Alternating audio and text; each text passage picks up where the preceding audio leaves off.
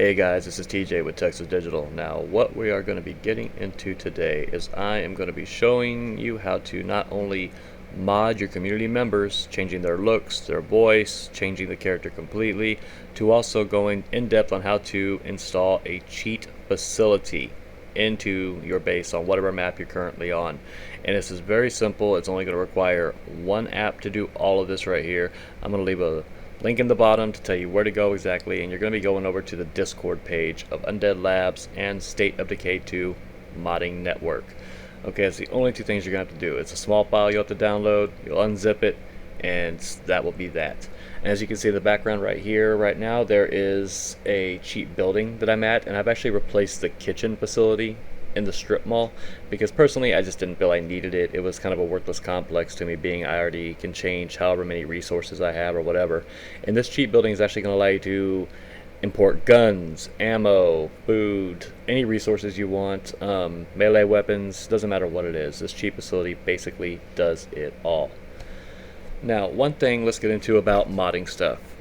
When you're modding stuff and you're going into other people's games, let's get this out of the way real quick, because a lot of people sometimes don't like, or they don't like feeling like somebody is cheating with them. So if you're ever going to go into like Daybreak or something like that, when you hop into someone else's game, always verify that it's okay, that hey, you know, I'm using modded weapons this time, or I've modded my characters, or whatever it is. Just make sure it's okay with them before you push forward. While modding is not against the rules on State of Decay, as long as you stay within the guidelines, it's still just good conduct to not force it on other people if it's just not something that they're personally into. Now keep in mind, just like I always say, you do have to have a PC for this. All the info and everything will save to your save file and go over to your Xbox, but you do have to have a PC to initiate these mods. There's no other way around it. Another thing is too is you want to have at least played the game on your PC before, so that you have a save file on the PC, but you do not want the game running in the background while you do these mods. While you're installing the cheat facility or changing characters' profiles, whatever it may be, you always want to have the game completely shut down. With Cheat Engine or WeMod, you always have the game running in the background on those. It's going to be total opposite of this right here. You just want to have the game installed on your system. Make sure you've at least loaded it up once, so there's a cheat. So there is a saved file on the computer. But that's it. Other than that, shut the game down. And then what you're going to do is I'm going to basically take you from scratch so that you can see how to get to it, say Google. Alright, so what we're going to do is we're going to open up our browser. We're going to head over to Google, and we are going to start from there. Alright, so first what you want to do is you want to head over to Google, and you actually can just Google Undead Labs Discord. And you go ahead and see this link right here. Go ahead and click on it. And it's going to send you an invite. Now if you don't have a Discord page set up, like for an account for yourself, yeah, go ahead and set one up whenever you go to this. You're going to want to click accept invite. Now for some reason, mine sometimes gets hung up right there. Sometimes I'll have to click on that and press enter, which it didn't do this time, thankfully. So I actually have two of these open, so let's just close one of them. And this right here will bring you to the Undead Labs official page. And you actually can interact with everything from the creators of State of Decay 2, and there's just a whole bunch of stuff. There's also areas just to talk to other players if you're looking to maybe get some help on stuff, or if you want to play online with some people. You can actually meet tons of people here that can help you out, or just talk about the game, whatever you want to do. This will give you all the rules, and actually you will notice on here, I believe it's number 5, you can actually let people know this too, because I actually get questioned all the time about, is modding against the rules and this and that. And let's break it down one more time on this. State of Decay 2 is a non-competitive co-op game. Okay?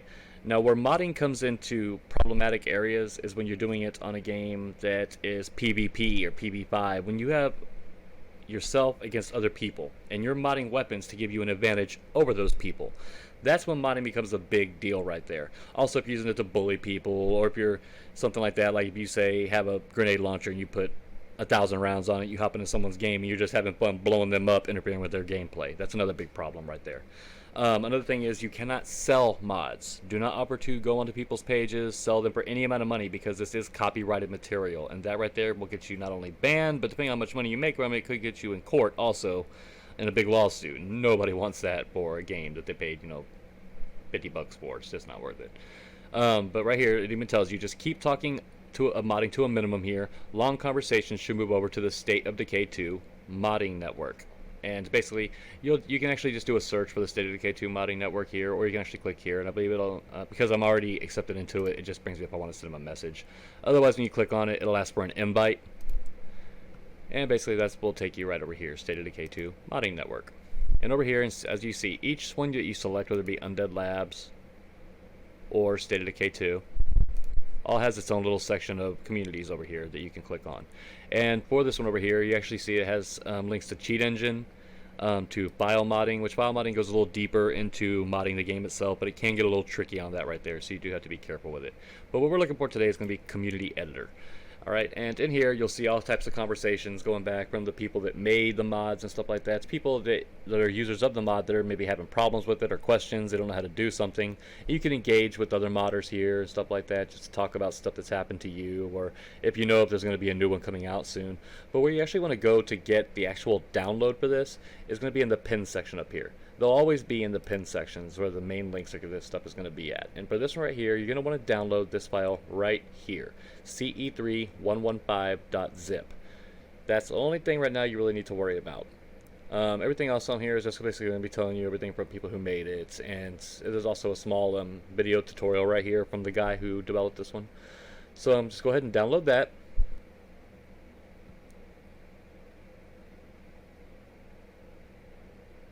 Now, once you've done all that, what you're going to do is you're going to open up Community Editor, and this will be the initial screen that you see right here. And you'll notice it has communities 1 through 3, and of course that's where your 3 different save slots on your State of Decay game. So, you're going to want to go ahead and now load 1 will be the one that's your current community that you're using right now. So that's one you're going to really want to be focused on right there.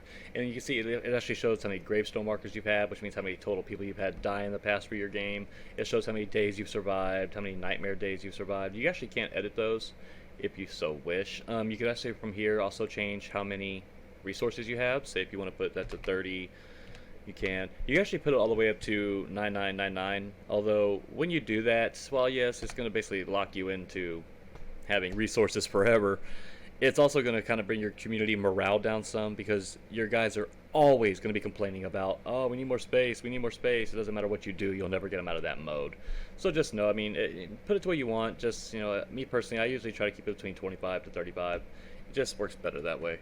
And every single time you make a change on this, you're going to want to also save all changes from each screen you're on. So if you have something else on here too you want to do, like you can come right here, you can actually change the time of day right here. It does work on a 24-hour day, so you will have to just decide what you want to put there.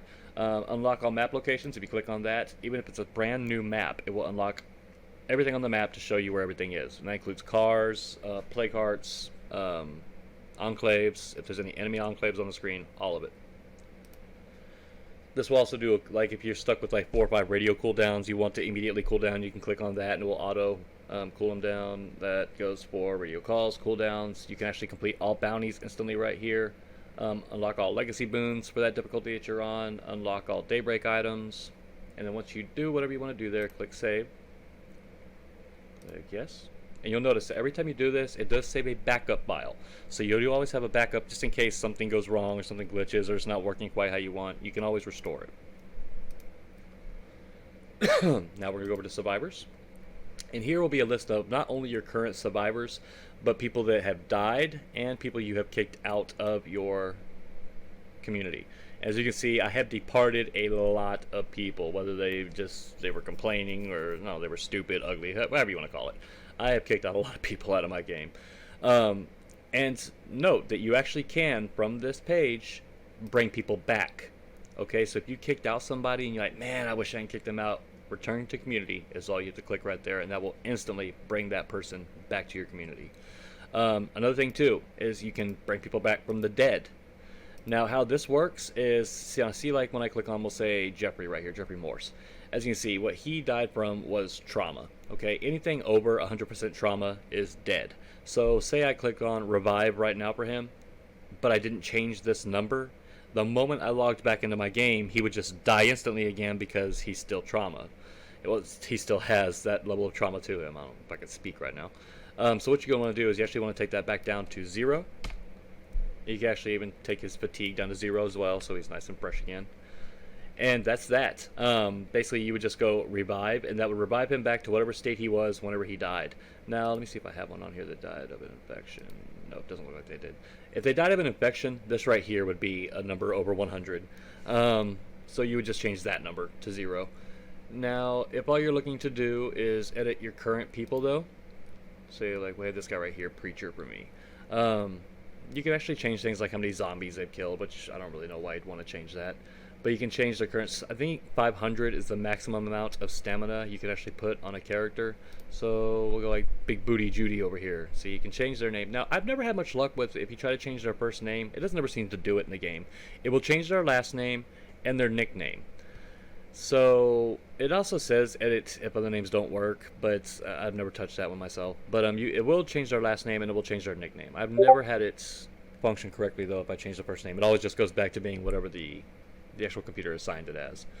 But you can change their stamina, so we'll put that one at 500. And all that we'll leave alone.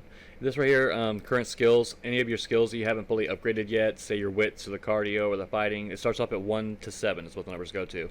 So 7 is completely maxed down on whatever it is. And if you have somebody on there, say has a trait you don't want, like her specialty was mobile operations, we can actually delete that and then go into here and we can find a new one. Say we want to put her as, we'll just say mobile operations. You would just go add and then put the skill number at 1 because usually it's maxed out. You can put it as 7, but it doesn't do anything. It doesn't change. And 1 is what it maxes out at for those specialties on those. And then over here you can go to the character model itself. Now this is where you can change the look of her. Now as you see, it does run. You can't sit there and just say, oh, I just want to change the t-shirt or this and that. It does have about 500-600 different variations on each female, whether it be from that look there, and you can actually sit there and scroll through with your up and down arrows how you want the female to look. And there are actually, like, we're doing a female right now, so I won't change her to a male. But if you look around, you will even notice some names on here of people that aren't available to you in the game itself normally. So let me see if I can find them here. There's so many, it's kind of hard to locate just one. Like there's Twain, you hear him on the radio all the time. And like here, oh, I think I passed it. There we go. There's Sasquatch. Everybody always complains he should get out of the helicopter and come help. Well, there you go. You can finally bring him into your community. And we're not going to, of course, change her to Sasquatch because we don't. I've never changed a character that starts off as female, changed them to male. I don't know how that would work. I mean, it may be just fine as long as you change the voice and everything. I mean, I don't see it having a problem. But for now, we're just going to keep another female character. I don't know. We'll just pick one. We'll go with her. And you can also change their voice. And it goes from everything. I don't exactly know what the ISA, HEL, ELIs. I'm sure if you Google it, there's ways of telling what each voice is. And I believe that there are soundtracks out there that will show you what each one sounds like. But, I mean, for now, we'll just keep her voice as it is. Now, over here, if you have traits on that character that you don't like, say if they have something really negative, say that like starts arguments all the time or whatever, you can actually click on that trait and remove it. But like she had a mission on here at one point that was a music thief, so I've already done that mission, so naturally it says music thief done. You can actually remove that off of there. If you want to add different missions onto theirs, you'll just have to kind of scroll through here because it is mixed in with their traits too as well. Let me see here. Like you can actually put stuff like B-Lover or whatever you want to put on there. I'm not sure how overall it affects their personality. You'll just have to play with some of this stuff. Mind you, I mean, this is modding the character, so I mean, go within some limits. Don't sit there and try to say, oh, I'm going to put 10,000 health and 10,000 stamina, and I'm going to add 40 different characteristics to this side over here, because it does max out at certain things. I think the most you can add to this side over here is an additional 7 to 10 or so, and after that, I think they just start canceling each other out, but you don't want to end up breaking that character in the game or something like that, where you just glitch them out completely. I mean, yes, it does save a backup every time you change something, but just don't stress the limits of how far you can go right off the bat. Play with it a little bit. Slowly just kind of work your way into what you want to change on these characters. And once you're done changing whatever you want to change on there, you just want to click save and just say yes. And of course it saves it to a backup folder, the previous version for backup, and say okay. And then you can also come over here and you can actually change, even if you want to change to Legacy Survivors or just Survivor Library, which actually isn't brought up right now because I only have my main Survivors loaded in. But you can go to Inventory over here. Now, these you'll have to play around with a little bit more than I have. I haven't done a whole lot to mess with this stuff right here, but I do know that you can take some stuff like, let's see, we'll go to ranged weapons here. And you can pick a weapon, for instance. We'll say the assault rifle right there. Now, you actually can change this in the game. So one thing you can do is you can duplicate the item. So say if you only have one of those in your current facility right now, click on one that you already have in your, I don't remember if it has to be in your backpack or your locker. You'll have to check that yourself. But click on whichever gun you want and then duplicate that item. And you'll see it go away. It has now duplicated that in your inventory. So it's added another one to it. And there actually are ways of even changing a specific weapon. Now these I know that if you say you have the, we'll say the assault UMP right here in your backpack, you can actually change that weapon. Once you've selected it on that side, you will come over here and scroll down to what you want to change that weapon to. Say you want to change it to a standalone launcher. And then again, you would click duplicate that item, and basically it's changed that weapon now to that standalone launcher. So again, and that's something you'll have to play with.